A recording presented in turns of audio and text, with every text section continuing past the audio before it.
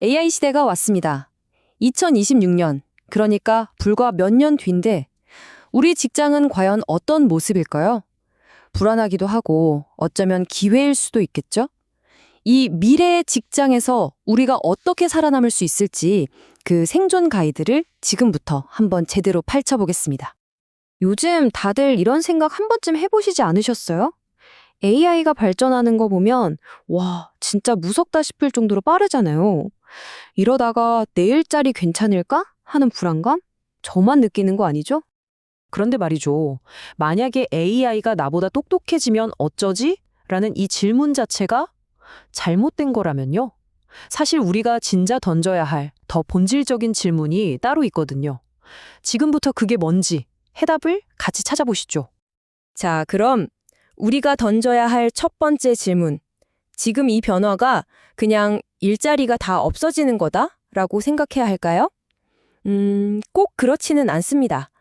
이건 일이라는 것의 개념 자체가 바뀌는 아주 거대한 직업 재편성의 시작이라고 봐야 해요.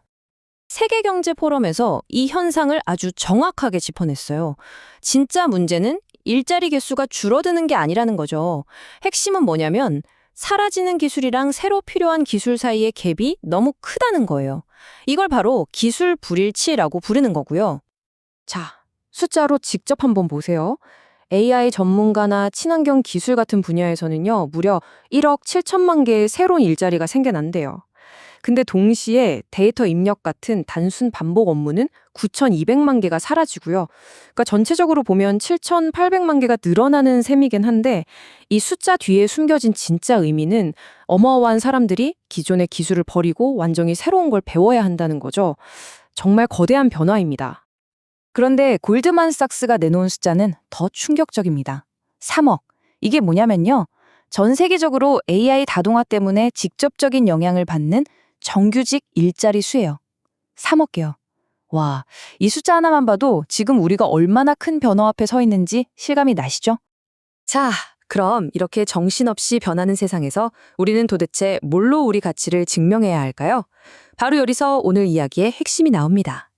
이제 가치의 기준이요, 단순히 똑똑한 거, 즉 지능이 아니라 인간만이 가질 수 있는 주체성으로 옮겨가고 있다는 겁니다. 오픈 AI 창립 멤버인 안드레아 카파시가 남긴 이 말이 모든 걸 설명해줘요. 주체성이 지능보다 중요하다. 왜냐? AI 때문에 이제 지능은 뭐랄까 수도꼭지 틀면 나오는 물처럼 흔한 자원이 되어버렸거든요. 그렇기 때문에 진짜 귀하고 값비싼 건 바로 인간의 주체성이라는 거죠. 그럼 여기서 말하는 주체성이 뭘까요? 이게 그냥 내가 알아서 할게 이런 단순한 뜻이 아니에요. 아주 복잡한 상황에서 좋아, 목표는 이거다 라고 딱 정하고 AI 같은 도구들을 제대로 골라서 활용하고 중간에 어떤 방해가 있어도 그걸 뚫고 가서 결국에는 결과를 만들어내는 그런 집요한 실행력을 말하는 겁니다. 이 둘의 차이, 이 예시를 보면 감이 확 오실 거예요.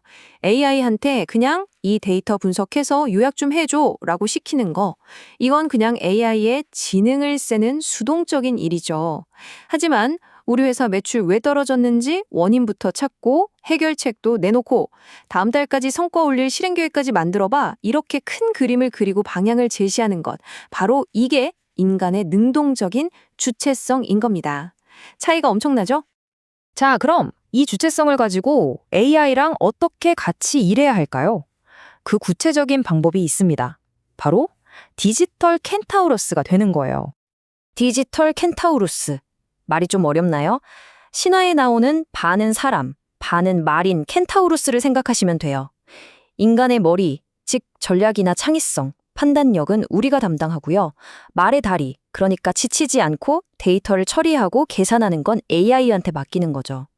이렇게 인간과 AI가 하나가 돼서 최고의 시너지를 내는 겁니다.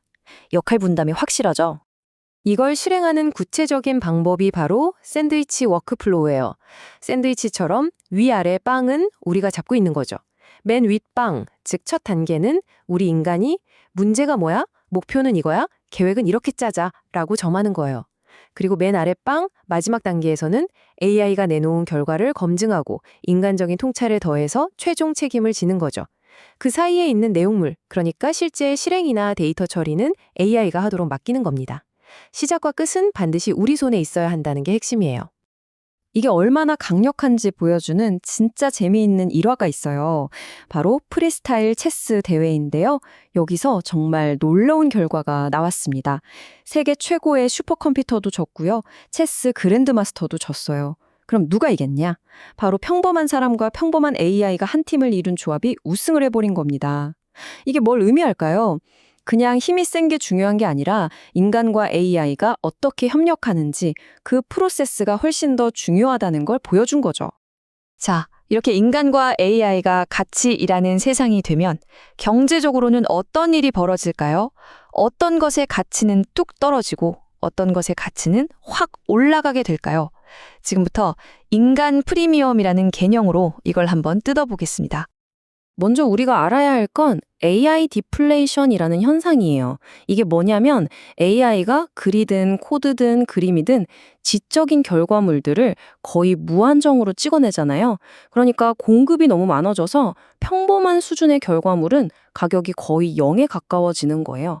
한마디로 어중간하게 자라는 건 이제 돈이 안 된다는 아주 냉정한 현실입니다.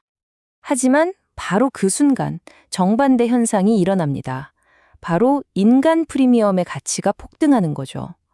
AI가 절대 따라할 수 없는 것들 있잖아요.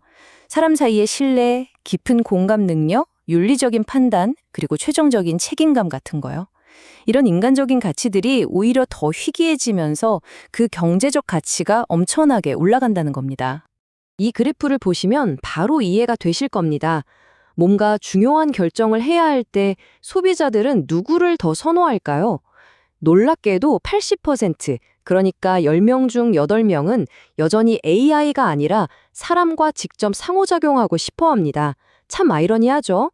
기술이 발전할수록 우리는 오히려 더 사람을 찾게 된다는 거예요. 그래서 이제 우리가 생각을 완전히 바꿔야 해요. 지금까지 공감 능력이나 리더십 같은 걸 약간 부가적인 소프트 스킬 정도로 생각했잖아요? 이제 아닙니다. 이게 바로 AI 시대의 가치를 만드는 가장 핵심적인 능력, 파워 스킬로 그 위상에 완전히 바뀐 겁니다. 자, 그럼 이제 이론적인 이야기는 이쯤 하고요. 그래서 우리가 당장 뭘 해야 되냐? 이걸 알아봐야겠죠? 2026년을 대비하는 여러분 각자를 위한 생존 로드맵을 제시해 드리겠습니다. 딱 3단계로 된 계획인데요. 한번 따라와 보세요. 첫 2달 동안은 챗GPT 같은 거대 언어 모델, LLM이 어떻게 돌아가는지 기본 원리부터 배우는 거예요. 그 다음 2달은 AI한테 일을 잘 시키는 방법, 즉 프롬프트 엔지니어링을 연습하는 거고요. 마지막으로 5, 6개월 차에는 내 업무 중에 아주 작은 거라도 하나 골라서 직접 자동화시켜보는 미니 프로젝트를 해보는 겁니다. 어때요? 이 정도면 충분히 해볼 만하지 않나요? 그리고 또 하나! 앞으로 우리 모두는 AI 감사관이 되어야 합니다. 왜냐면 AI가 내놓는 결과물, 그거 절대 완벽하지 않거든요. AI가 뭔가 툭 뱉어내면 이걸 그냥 믿으면 안 돼요. 항상 이 3가지를 체크해야 합니다. 이거 사실 맞아? 혹시 편견이 섞인 건 아닐까? 말이 되는 소리야?